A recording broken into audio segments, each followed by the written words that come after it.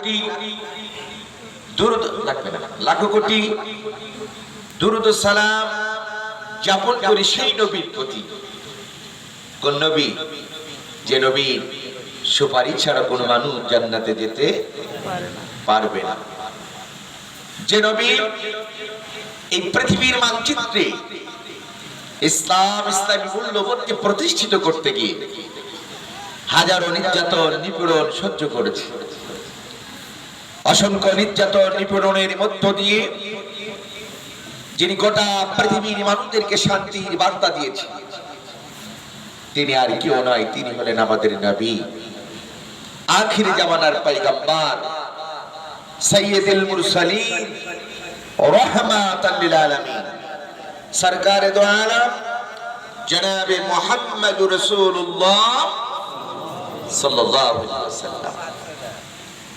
মাগফিরাত কামনা করি পৃথিবীর ওই সকল মর্দে মুজাহিদদের জন্য যারা যুগে যুগে পৃথিবীর বিভিন্ন প্রান্তে এই কোরআনের বাণী প্রচার করতে গিয়ে, দাঈ আল্লাহর দায়িত্ব পালন করতে গিয়ে যারা নির্যাতিত হয়েছেন, নিপীড়িত হয়েছেন, সর্বোপরি শাহাদাতের পেয়ালা পান করেছেন, আল্লাহ তাবারক ওয়া তাআলা তিনাদেরকে শহীদের উচ্চ মাকাম দান করুক।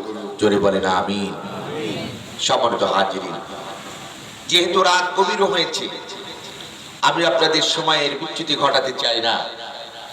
আমি নির্ধারিত আয়াতের আলোকে মুখতাসার কিছু কথা বলে দোয়া করে আপনাদের মাঝ থেকে বিদায় নিতে চাই ইনশাআল্লাহ। তার আগে আমি আপনাদেরকে আরেকটি বার কথা জিজ্ঞাসা করতে চাই, আজকের এই জালসায় এসে আপনারা খুশি না অখুশি? একটু আওয়াজ দিয়ে বলেন, খুশি না অখুশি? কারা কারা অখুশি আছেন? এই গভীর রাত্রে মহব্বত করে একটু আল্লাহকে দেখায়। কারা কারা অখুশি আছে? হাত তুলে দেখান আল্লাহকে। মাশাআল্লাহ, অখুশি আছেন তাই তো আপনারা? মানে আমার ভাষাটা আপনারা বুঝছেন কিনা এটা নেগেটিভ সেন্টেন্স ব্যবহার করে দেখলাম, যেহেতু আমরা ওপার বাংলা থেকে আপনাদের মাঝে এসেছি। ভাষা বলেন কিনা একটু টেস্ট করলাম, তা হয়তো অনেকে আবেগে হাত উঠে গেছে, ঠিক কিনা?